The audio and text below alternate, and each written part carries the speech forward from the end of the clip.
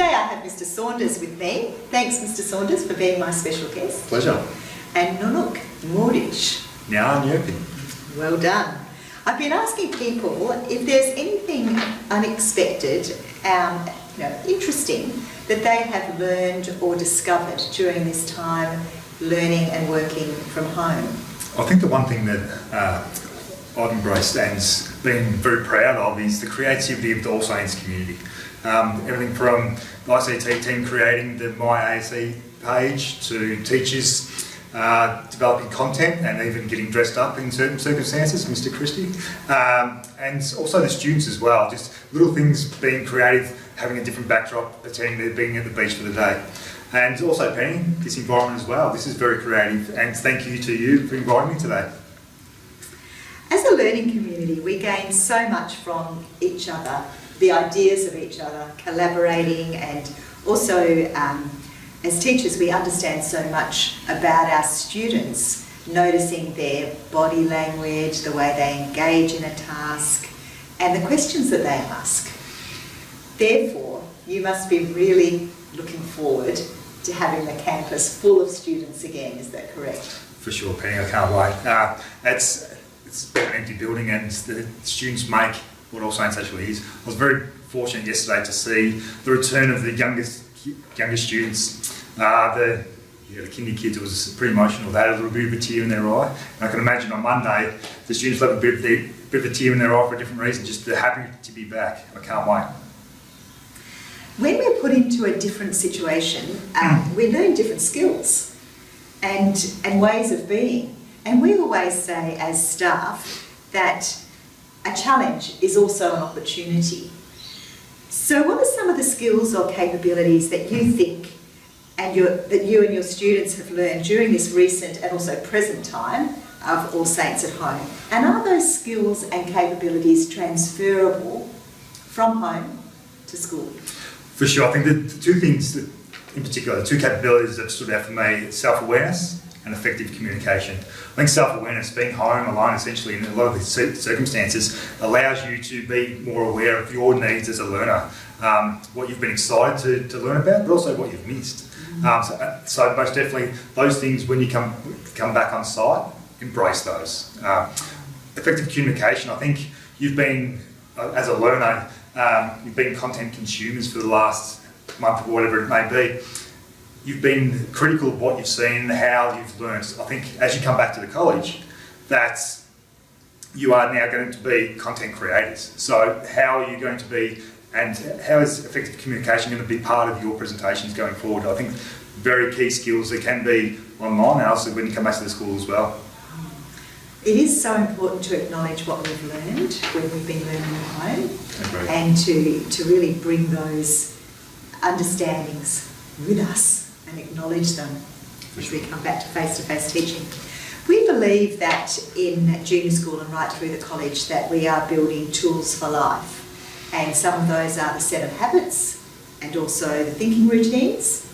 So how have you found these helpful, or have you found them helpful for yourself, and have you noticed that students and staff have used them also as they've been learning at home?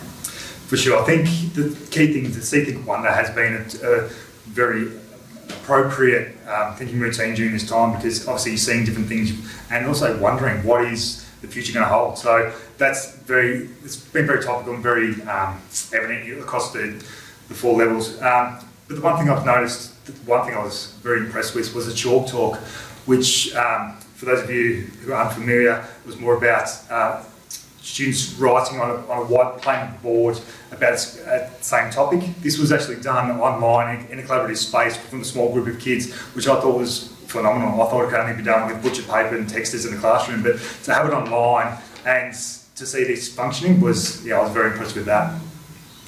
And what is the single habit that you feel like you have really used? You were talking to me about this earlier. For sure, I think my go-to habit is being proactive. I think as a good leader shows being proactive as well, but to have those other students follow and to be on board on the same path. I think taking the initiative to take that first step, allowing that person to follow you is crucial. So I think as you come back, embrace that and be proactive in your new learning environment. Absolutely, be courageous. Correct. Now, I would imagine that many students and parents, similar to you and me as staff, are really looking forward to being back, as we know well with the learning community here together. So from a teaching and learning perspective, what can we do practically and mentally to prepare for being back onto campus? Because it has felt like a significant length of time that it's been different. So what could we do? For sure, I think it's a good time to reflect as well, as you said, Penny. I think you've touched on this earlier in the conversation about being aware of the new skills that you've learnt. So I think a good tip using number 3, find 3 new skills that you've embraced learning and how can they transfer back into the college as well. But also, as an ongoing learner that we all are, what are the 3 skills that you've noticed you're probably lacking a little bit of, and you might need a little bit of support with? They could be your goals for the next term coming up. So I think 3 positives and 3 things to work on could be a good way to prepare for next week. I've been saying this each time, there's nothing more important than our well-being and the well-being of others. So from a teaching and learning perspective, what are some of the ways that we can look after our well-being as we approach our teaching and learning next week? For sure, I think obviously at home and being in the community and being everywhere in the media, I think it's important to, 1, look after yourself.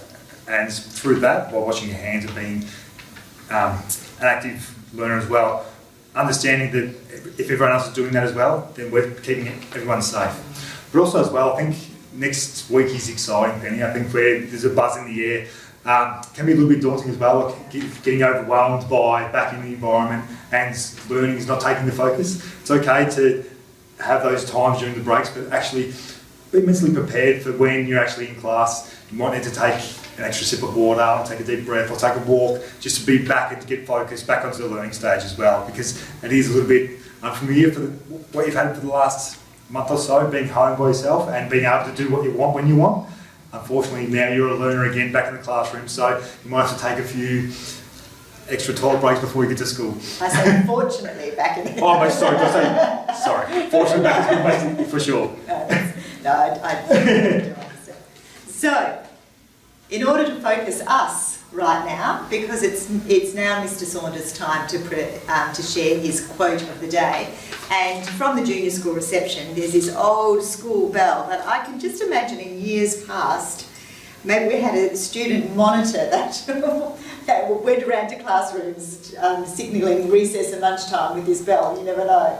But I'm going to use the bell to focus our minds so that we can really concentrate on Mr. Saunders' quote. Okay, here goes.